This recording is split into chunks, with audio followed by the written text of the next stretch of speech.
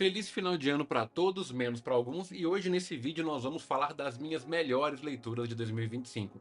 E aqui eu já vou deixar claro que eu não vou elencar aqui as melhores leituras de forma técnica, clássica, de tipo, melhor escrita, melhor narrativa, até porque eu não tenho nem formação para isso. Eu vou falar aqui daquilo que foi bom para mim, daquilo que mais me marcou, que mais me alegrou, que mais me surpreendeu, que mais ficou comigo durante o ano, né?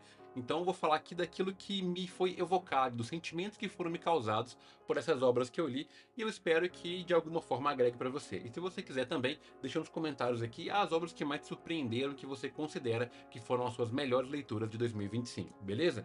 Então, para a gente começar, vou começar com uma obra pequenininha aqui, que ela é pequena em tamanho, mas ela é imensa, imensa em profundidade e sentido, que é O Velho e o Mar do Ernest Hemingway, que é um livreco aqui, ele é bem pequeno, esse meu tem 140 páginas, porque a letra dele é bem grande, não sei se vai dar para ver aqui, ó. Mas você vai achar esse livro aqui em edições que tem 110, 90 páginas talvez aí, porque realmente é um livro muito pequeno. Ele vai narrar a história de um homem que é um pescador ali, que tá passando por um momento difícil, ele tá passando por um momento onde ele não consegue pescar. E ele, como é um pescador, isso é crítico, né? Porque ele não consegue colocar comida na mesa e tal.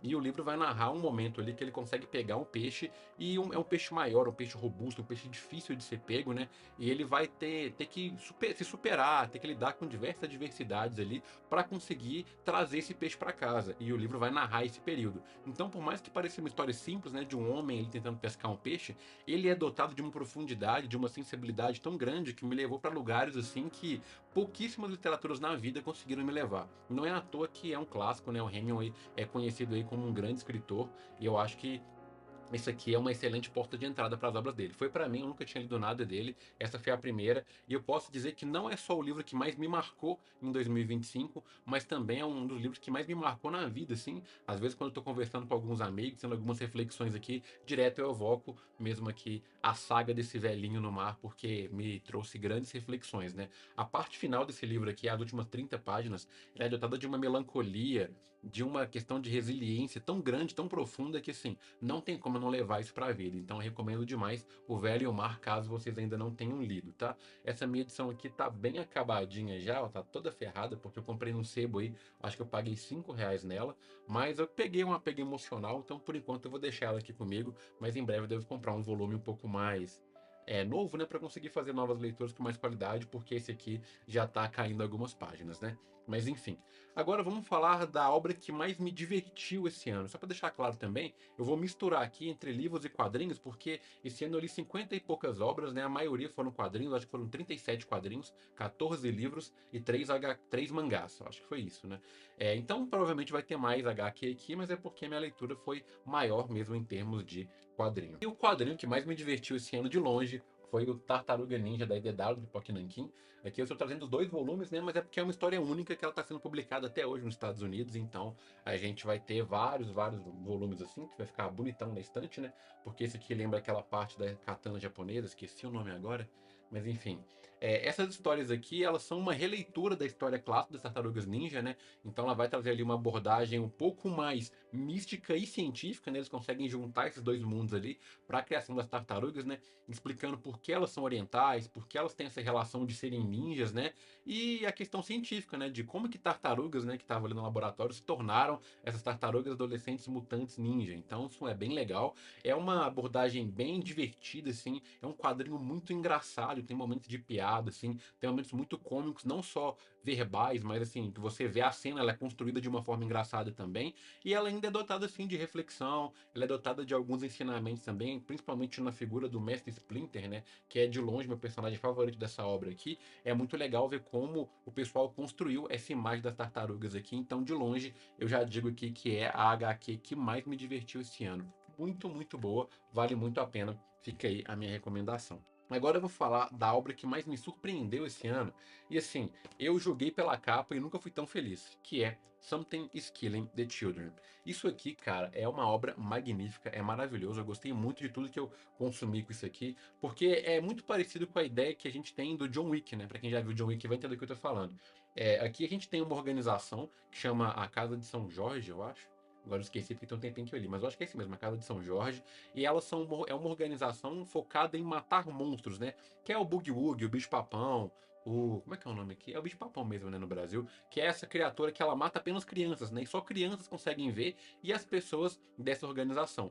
Então aqui a gente vai ser apresentado a Erica Slaughter, né, que é a protagonista e é a pessoa que vai matar essas criaturas, né? A criatura que tá matando as crianças, né, fazendo menção ao nome da obra. É uma personagem muito curiosa, né? Tem uns olhos muito grandes, assim, tem uma personagem, é uma personalidade meio estranha, e à medida que você vai desenvolvendo dentro da obra aqui, como eu falei de John Wick, ela vai te apresentando coisas a conta-gotas, né? Tipo, quem são esses monstros? Quem é essa organização? Quem é a Eric Slaughter? Por que ela é tão foda?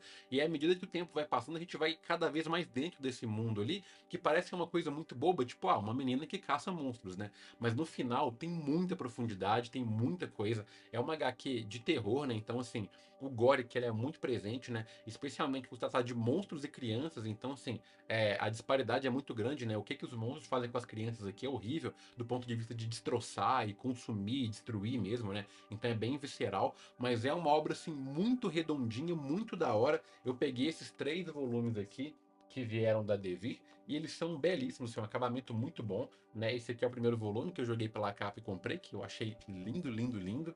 O segundo volume é esse aqui, que também é bem bonito, e esse aqui é o terceiro volume. Eu li todos esses 3 ali, eu acho que em uma semana, tá? Porque foi realmente uma coisa assim que me pegou bastante. Eu tinha comprado só o primeiro volume, na metade dele eu já fui lá e comprei os outros 2, porque assim, eu esperava que fosse bom, pelo que eu olhei assim, e falei, tem um traço legal, o James Tynion é um cara que a comunidade de quadrinhos da gringa fala bem, então deve ser legal, mas o que eu li, assim, me surpreendeu demais. Então fica aí meu prêmio, né, do Cabe Award da leitura que mais me surpreendeu nesse ano. Agora eu vou falar aqui da que mais me deixou reflexiva, que mais me deixou pensativo, e eu acho que todo mundo até já sabe, né, porque o vídeo que eu falei dessa obra aqui, eu falei muito que ela, como dizem os jovens, né, alugou um triplex na minha cabeça, que é Tenkon Cricket. Essa obra aqui é japonesa, né? Ela tem até uma adaptação para filme, que eu conheci primeiro por filme, né? Porque eu tenho um podcast que era chamado de Quarto Elemento Podcast, agora é o Beholder Podcast. A gente fez um trabalho lá relacionado a essa obra aqui, a gente viu o filme, fez uma análise e tal.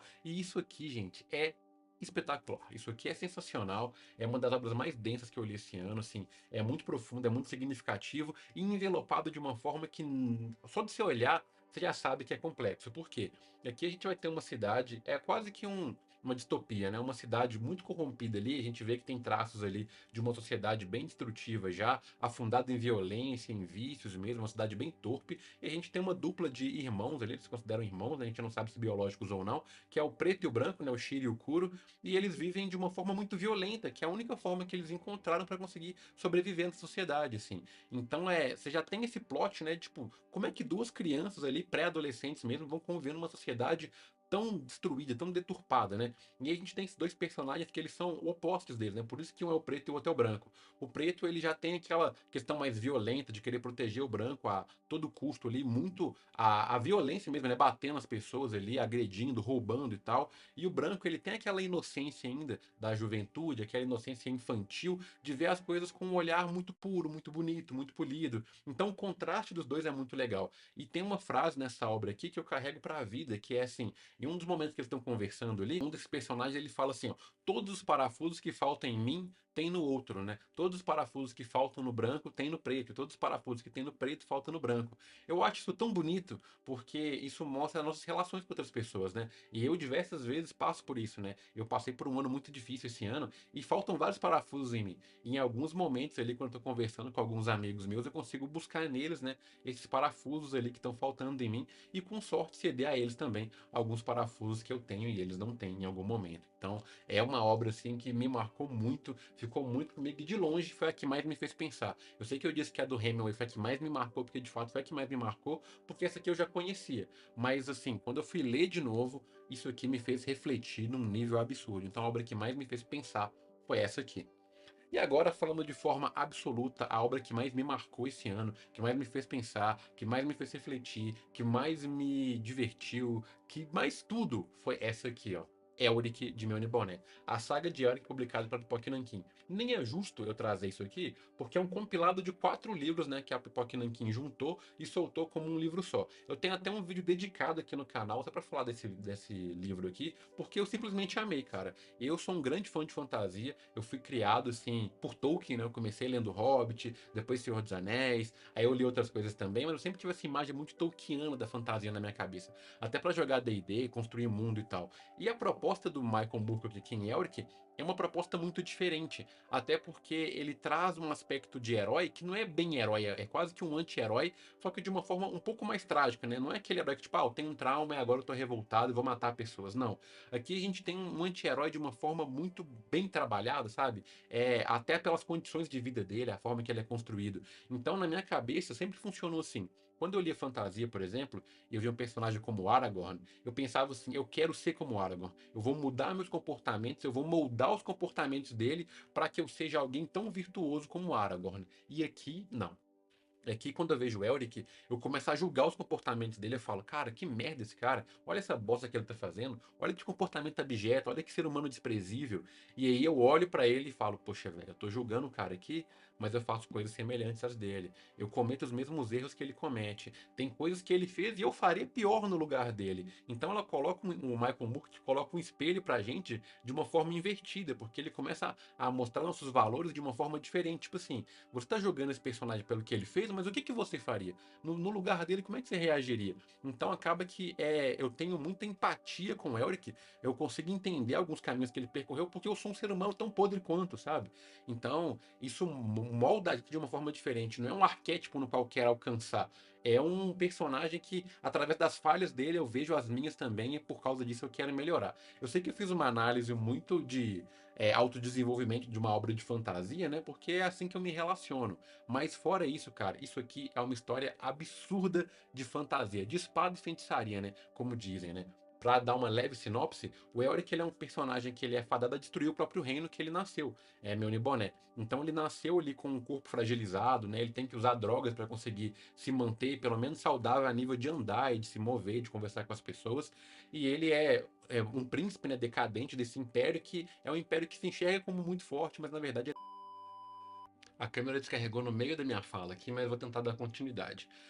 Enfim, e aí tem esse reino, né, que é Melniboné, que é um reino que eles se veem com muita pompa, com muita glória ali, mas são pessoas muito cruéis, que praticam muita maldade com as outras pessoas, né, eles veem como são superiores assim, e o Elric meio que ele não se vê dessa forma. Então acaba que ele tem conflitos com o próprio povo dele ali por não concordar com as coisas, mas ele meio que é a maior força, né, ele é o líder desse povo. E aí a história vai partir dessa premissa aí, vai ter muito desenvolvimento além disso, né? Como vocês podem ver aqui, são 4 livros, então isso aqui que eu falei é só uma pincelada ali sobre o que é mesmo o Elric, né? E aí tem uma espada mágica, tem muita fantasia, tem deuses, né? Ele acaba sendo um dos campeões eternos ali desse universo, porque o Michael Moorcock, ele é o precursor da do multiverso, né? Antes mesmo da Marvel, da DC já fazer um trabalho bem elaborado com isso, o Michael Moorcock que tem um conceito de multiverso aqui, assim, bizarro a ser explorado, e a gente pode falar disso em outros momentos, né? Eu tenho um vídeo dedicado só sobre Elric aqui no canal, é um vídeo de 27 minutos, assim, um vídeo bem completo mesmo. Não é bem completo porque eu acho que não era nem a proposta, né? Eu não vou contar a história do livro lá, mas é uma análise mais completa da obra em si que eu faço e da minha experiência de leitura, e eu recomendo muito que vocês vejam. Eu vou deixar no link fixado aqui embaixo também, que caso alguém queira ver, e também no canal aqui tem, é um dos meus vídeos mais assistidos, inclusive, do canal, e eu tenho muito orgulho desse vídeo que eu fiz. Então é isso, essas são as melhores leituras que eu fiz no ano de 2025. Eu espero que tenha sido um vídeo legal para vocês, satisfatório, e que eu tenha convencido vocês de ler pelo menos uma dessas obras aqui. Porque, assim, de fato, todas elas foram obras que me marcaram profundamente, que me divertiram, senão nenhuma delas estaria aqui no vídeo de melhores obras de 2025, né? São todas obras que eu tenho em alto prestígio. Tem outras obras também que eu poderia falar aqui que me marcaram bastante, que foram obras bem legais que eu li durante esse ano. Por exemplo, Os Filhos de Húrin, do Tolkien mesmo, maravilhoso, é uma escrita bem diferente de Senhor dos Anéis e Hobbit, né? Uma obra muito mais trágica. Tem, pô, os clássicos, né? Eu li Noites Brancas, eu li A Morte de Ivan Ilitch, pô, do Tolstói, que livraços, assim, que ficaram também aí, com certeza são livros que valem serem mencionados, né? Tem Desenhos Ocultos, do Jason Reckloff, que foi uma obra de suspense que eu li também, maravilhosa. Demolidor Redenção, que o Felipe Revolo me presenteou, assim, livro foda. Fahrenheit 451, também tem vídeo dedicado aqui no canal. Foi um outro livro também que eu li, que foi, assim, muito bacana. Então, assim, se você quiser, indicação de literatura tem aos montes aqui no meu canal. Você pode dar uma olhada aí, que todos os meses eu fiz um vídeo de lidos do mês, né? É um dos vídeos mais divertidos que eu gosto de fazer. Então, tem indicação para todos os gostos, caso nenhuma dessas aqui tenha te encantado ou enchido os olhos, né? Mas é isso, muito obrigado você que ficou até aqui. Foi um prazer ter você no ano de 2025 comigo. Se você está chegando agora, eu te convido a estar comigo aí no ano de 2026, porque a gente vai ter muita música, muito conteúdo de vlog, muito conteúdo de literatura aqui no meu canal, beleza? Um prazer ter todos vocês aqui. Feliz ano novo para vocês aí, que seja um momento de alegria, um momento de boas festas para vocês aí. E é isso, tamo junto, até a próxima. Acho que é isso, né? Até mais, valeu.